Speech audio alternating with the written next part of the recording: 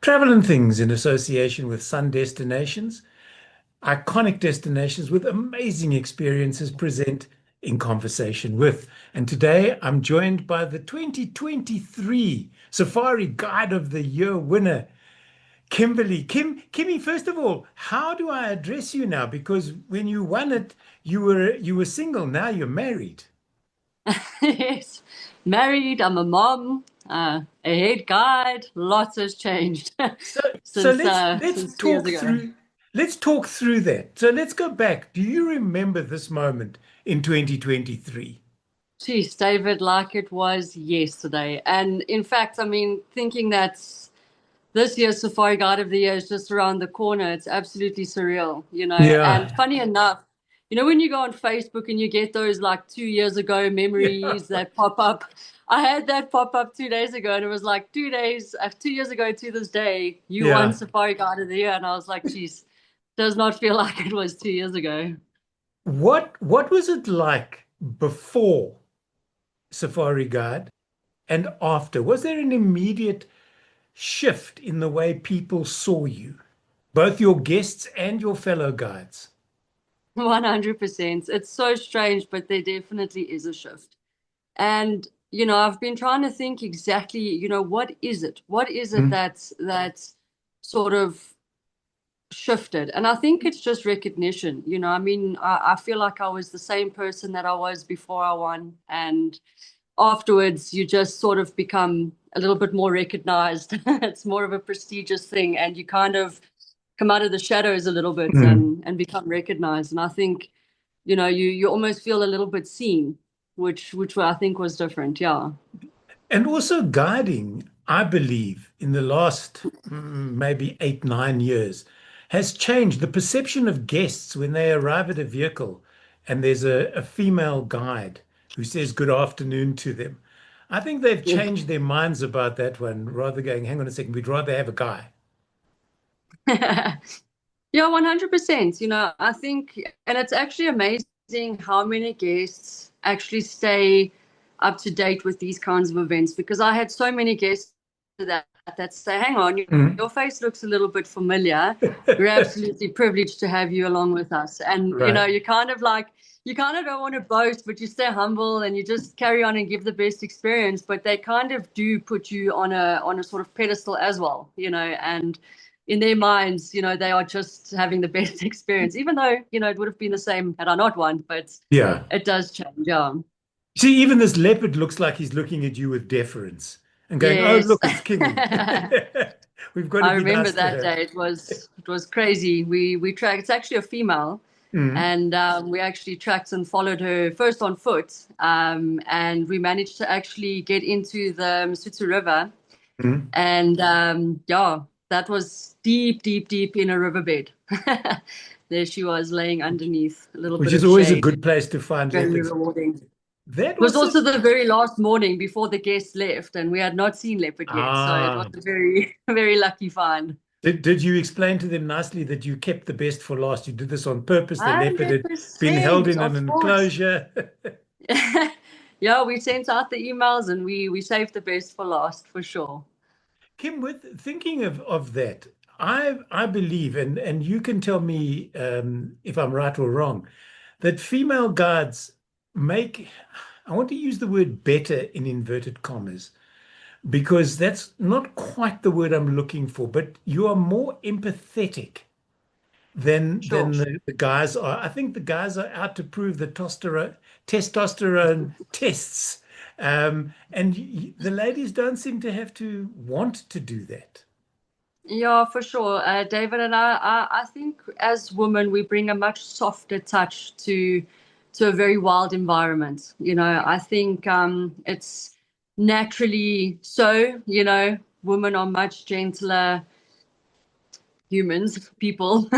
So yes, I do think we bring a much softer touch to game drives and giving guest experience. Now, currently, you're the head guide. You and your husband are co-head guides, if I'm Yes, not we are mistaken. co for the first time. Yes, it's never been done before, but one thing I really appreciate about the More Family Collection is that once they recognize you and they feel that this is what will be better for the team and Mm.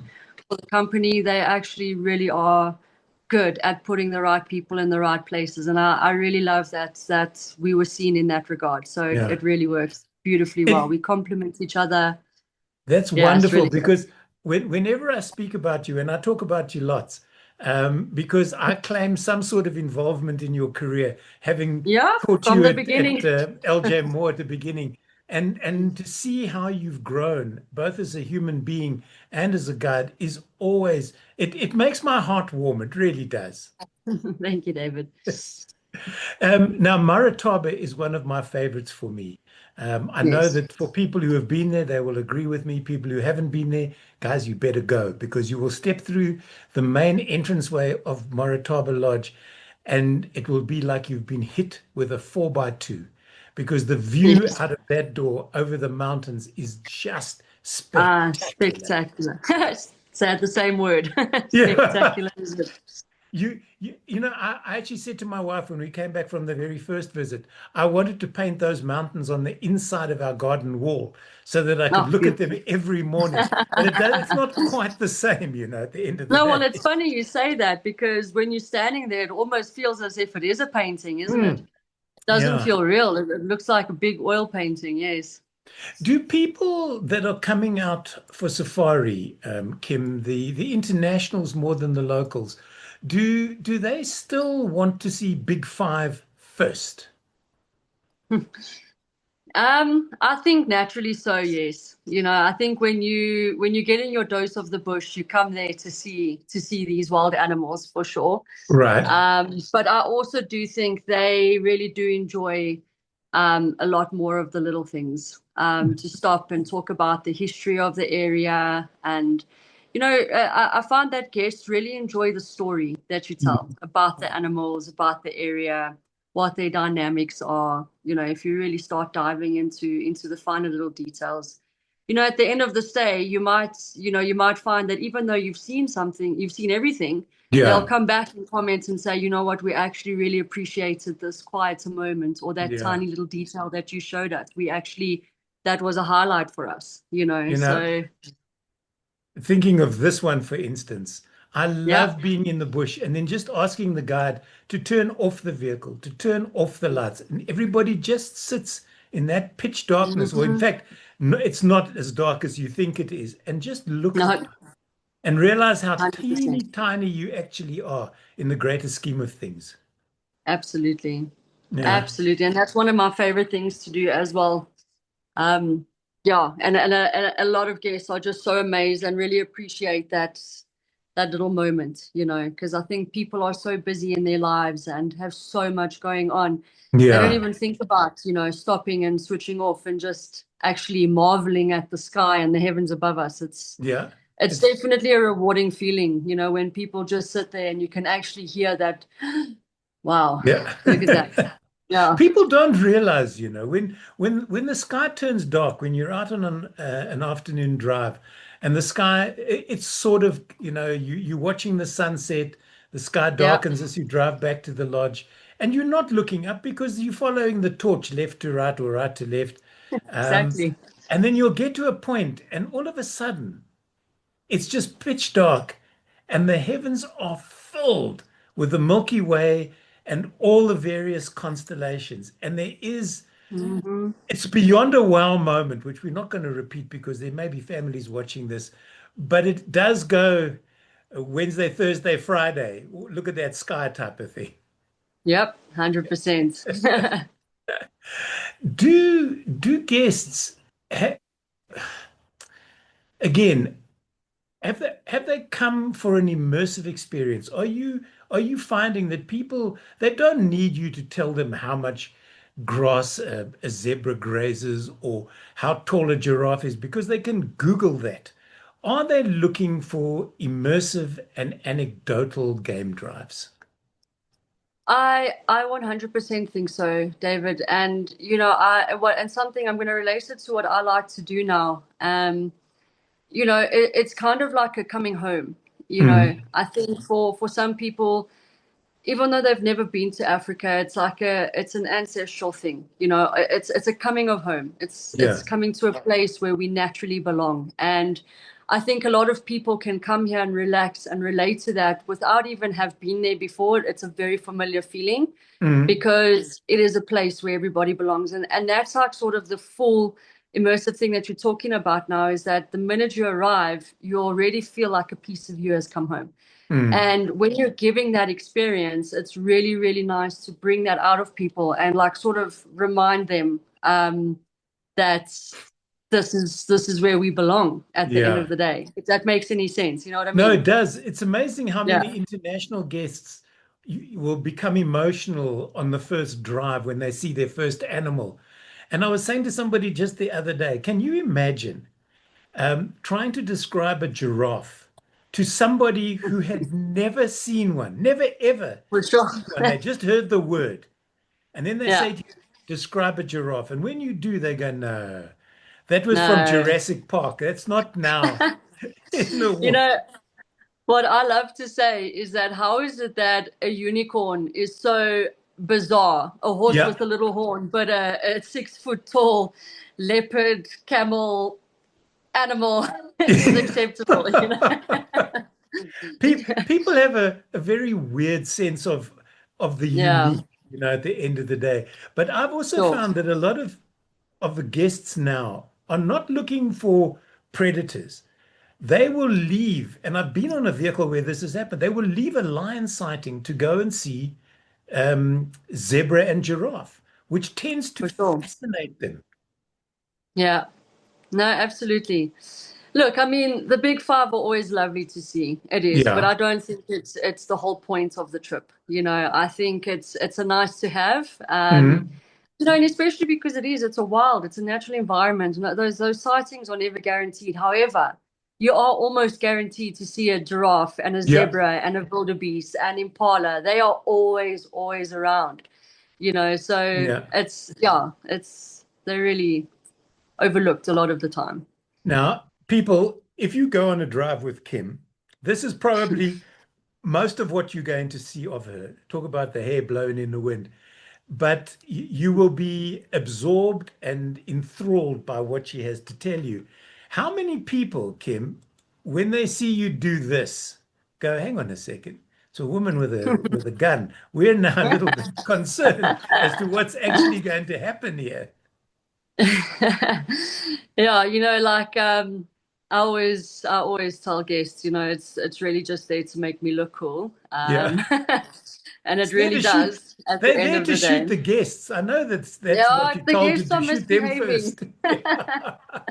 100%. That is the first question. Have you ever had to shoot an animal? And you're Yeah. like, well, no, this is here for naughty guests, and they all just start laughing. Yeah. Of course, you got to pick your moments for that because some people will take it quite I seriously. was going to say, and you have to Um, read the room. So let us you just really go do. back on that for a second and let's explain to people who are watching this and who are listening to us chat. And we're being a bit flippant now, but there are serious issues around carrying a weapon and what you Mm. do and don't do with them and how it's done.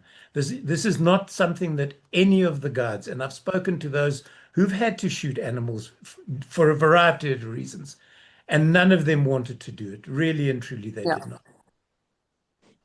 Yeah, no, absolutely, David, and it's there for safety reasons. Mm. Like we are conservationists first, and we, like you say, we never ever want to have to harm or destroy any animal. But things can go wrong, Yeah, and you rather have it and not need it than need it and not have it, kind of exactly. thing. Yeah, Yeah. exactly. And I'm just looking at the belt with your bullets, and I see you've put them in fives. How many rounds does your magazine hold? It holds 5 rounds. Okay. Yeah. So in this specific picture, we were just cycling our rounds. Very Mm. important to do so. If you don't cycle rounds beforehand and your round jams or it doesn't sort of load properly in the moment, it'll be a very bad time to discover that. But so we Yeah. do, yeah, we do load. We cycle our rounds quite often. So. Right. But yes, the rifle that we carry are 4.58, and it does take 5 rounds in the Yeah, chain and that's points. 458. People don't realize it's a big round. It really and truly is. And those Heavy. rifles are not light. They're what, just Yeah, under 5 kgs, and you've I'd got a say, yeah. backpack. Yeah. And a backpack, also about 5, 6 kgs.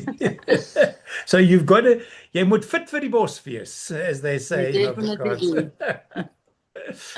This is another nice image. There's so many of these little rocky outcrops where you work. And I Yes, suppose in a way this is your office, basically. 100%. 100%. I remember in this picture we had actually climbed this rocky outcrop, and about 50 meters in front of us was a massive herd of elephants busy moving fast below us, and we were at Right. such a perfect viewing point, and it was just such a magical moment. Yeah. Kim, if I'd met you when you did matric, were you would you have known then where you are now? Or did you have a different No career way. path laid out for you totally? Oh, David, I did not know what I wanted when I was in matric. Honestly, and I'm not even gonna try and hide it. I had no clue.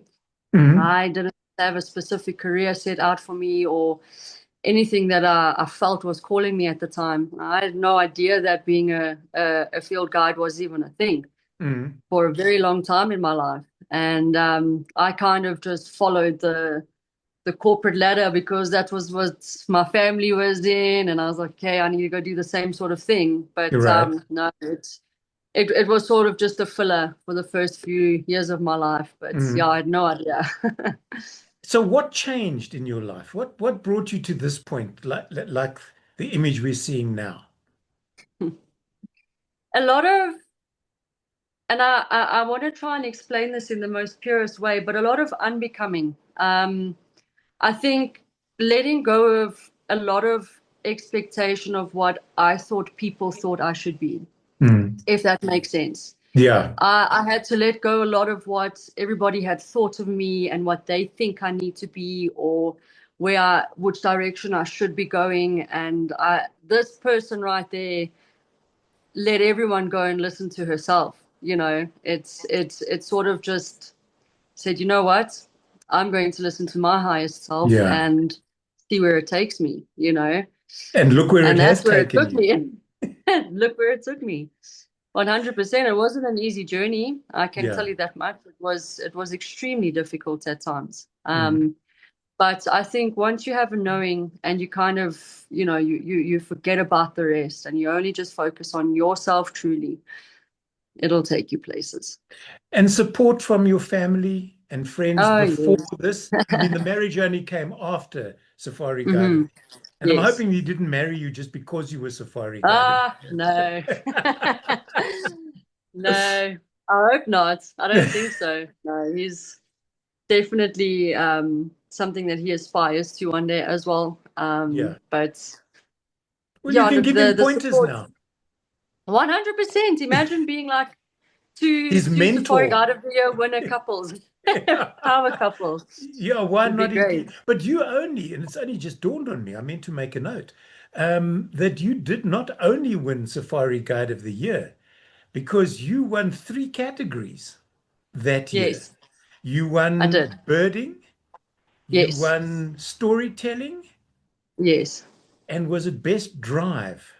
yes. Game Yeah, drive, there correct. you go. And then I came runner up in the other categories. Hey, you know what? Yeah, What more can a person want? I think it's yeah, stunning, and 100%. I think taking gender out of it, it just proves that 100%. if you commit to what you want to do, and this is why I sort of skipped over and went to your husband, and I asked you about your family. When you made this choice, when the Kimberlee that they wanted to become, let's say, a corporate banker, came home and Hmm. said, Mom, I'm going to be a field guide. And your mom went, you know what? If that's what you want to do, I will support you 100%. By all means. 100, and I think from me it was a bit different because my family was actually there at my moment of discovery.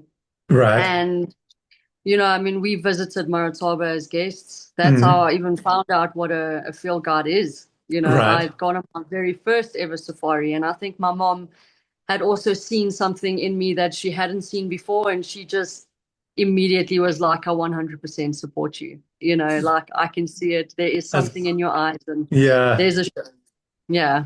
You took off the power suit and put on khakis, grabbed your 458 and said, "We're off now. Yes. Bye." For Um, sure. so now you find yourself in Marataba. You've been there, I think, ever since you came out of the NJ Moore Field Guide Academy. Um, any plans to? I hope your bosses aren't listening. Any? Sorry, Robert. Um, what is the next step for you and your husband? Sure.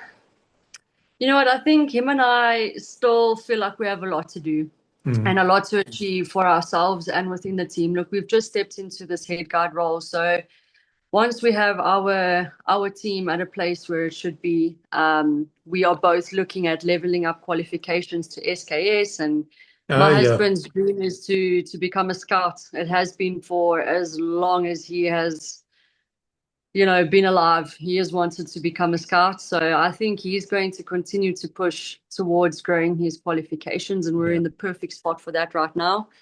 Um, you know, so I think at least for the next few years, we are quite set in where we are at the moment. But generally after that, long distance, you know, hopefully run a lodge, become a GM couple, or, you know, just sort of stay within the industry for sure. That's wonderful because there are a lot of challenges, but there are also a lot of opportunities for both of you. Um, 100%. and people who are listening to you talking about scouts, Kim is not talking about becoming a Boy Scout. The qualifications you're talking about, and if I remember correctly, there are only 13 scouts in South Africa. Correct. Uh, yeah, 13 or 14, that's all. And it's not an easy achievement because it's long No. hours, it's major commitment from David, everybody. it's lifelong. It's Yeah, lifelong commitment. Yeah. yeah. Now, talking about lifelong commitment, at the beginning of our chat, I held up a Yes. trophy. And with your Yes. permission, for people who say, "Oh, why are you using this?" I did ask him permission, your new trophy. This must have been so special. Firstly, who Even is the brings tears to youngster? my eyes. That is our little Ayla Nova Quinn, our little bush baby. Yeah. She is now 8 months old, actually. Wow. Just oh, such a beautiful human being already at this age, and just so adapted to the bush already. She is just been on so many game drives already, I was and about by to the ask time you, she can walk, she'll be tracking I before was she can about to even talk. say, Guthridge, Kersey Lawrence, watch out. Yeah, yeah, comes your next. Here comes the next challenge. Yeah, Um, there we Kim, go. at the moment, you're at Marataba. Tell people Yes. a bit about the camp, what they can expect, what the game viewing is like. Oh, okay. Where do I even begin? Because Marataba is just such a beautiful, beautiful, pristine area. So, I mean, let's start at the camp. Quite a cozy, warm feeling, tented suites. It's Mm, like you're in a tent, but it's got walls. yeah, And it's all beautifully along the Matabele River. So you've got a lovely river running in front of the rooms, and then of course most of the rooms have this beautiful view of the yeah, the vista in front with the mountains. Um, when it comes to the reserve itself, so much history. I mean, there's iron ore sites there, or Iron Age sites from dating back to early Iron Age all the way to modern times. There's so many things to talk about in those mountains. mm, We've got the beautiful Miss Mara, which we yep, take you out on a cruise for either a morning coffee or an afternoon cocktail. You can go do a sundowner on the Matabele River itself, where you get to really, really experience with no sounds of engines and stuff like that. You just truly are just floating along the Matabele River, yeah, and you can just hear all of nature around you, and it's a really beautiful experience. When it comes to animals, because Marataba is basically a transition zone into the Kalahari, so you're finding very rare animals like bat-eared fox and some crimson-breasted shrikes and aardvarks and aardvolves. Look, rare species, but they are around in the area, which is quite nice. And of course, we've got the big five. Yeah, And at the moment, our plains area is flooded with earlines at the moment. So really. beautiful things. Yeah, it's absolutely stunning. You've got eland for days with giraffe and zebra and That's wildebeest, and they are just everywhere. It's beautiful. what is the weirdest request you've ever had from a guest? When you get on the vehicle and you introduce yourself, and then you invariably, as part of the hello, instead of going, there are exits here, there, and there type of thing, and you say to your guests, what would you like to see? What's the weirdest request you've had? Weirdest request, David. I actually had a lady who had a palate that she enjoyed tasting weird things. So her one request for me was to find her a nice, big, fat, juicy termite so that she could taste it. So You've got I to had to wonder go, about people and their reasons for coming on safari. You know, no, we'll stop well, here for each to their sundowners, own. and there's a platter of termites just for you, lady. Yep. No, well, that I must say was one of the most bizarre things, but Like, she ate 'cause- it, she loved yeah, it, she wrote little notes, and she was really. happy. Yeah. Because I know mine was a pangolin, and it took me 53 years to find my first one. Yeah. And people say, oh, but surely, you've been going to the bush since 1966. I go, yep. First one in the Claseria, and both the guide and I Crazy. thought we'd heard the call in as penguin. And I said to the Oh guide, if no. there is a penguin in the Claseria, the two of us are going to make We a are going. fortune. We're going to find this thing. I'm going to photograph it, and I'll Oh split the my money word. with you. That is hilarious. Yeah. Kim, is now a good time? I know you and I are both sitting in anoraks because it's chilly at the moment. It's sort Very. of mid-June, as we chat here. And where to from here? Is this a good time for guests because there's less water, there's less foliage, so they can see the animals easier? Hmm. That's always such a debate, you know. There's this in summer, it's completely beautiful. I mean, you've got Yeah, all kinds of butterflies and birds and migrants, and there's an abundance of water. And yes, the bush is very thick and dense. And I always say you're comparing colors with colors. You've got green against gray. So you're yeah, more looking for colors and shapes in summer, whereas in yeah, winter, yes, the foliage does thin out quite a lot, which allows you to see much further in. However, now you're looking at gray against gray. yeah. So you've really got to have your eyes there. But look, yes, water does become a little bit scarce in winter, so you find that animals are making their way to the main river stream or Yeah. the main river source. So you'll find a lot more animals like coming towards the water to drink, which does help, and you can kind of plan your mornings and your afternoons around that. Mm. But look, there's a beauty, and I thoroughly enjoy winter because I don't really like too hot weather. So Yeah. autumn, winter is perfect temperatures for me. I'd rather be all snuggled up with a beanie and a hot chocolate and feeling that crisp, cool air on your face, and your nose is nice and red when you come back, and your cheeks are red. Uh, But you know, inside your heart is warm, and it's really great for walking as yeah. well in the winter time. It's really great for trailing animals, and there's pros and cons to each season. There's a topic we didn't even touch on, but maybe that's a chat for your husband and I to have about Yes, trails and trailing. Kim, thank you here we go. so very much for joining me. It's been an absolute Oh, pleasure thank you, talking to David. you. I Thanks for hope you thinking go of from me. strength to strength. I really and truly do.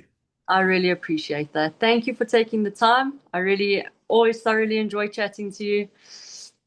It's only a pleasure. This has been In Conversation with She's Kim. I'm David. Until the next time, take care.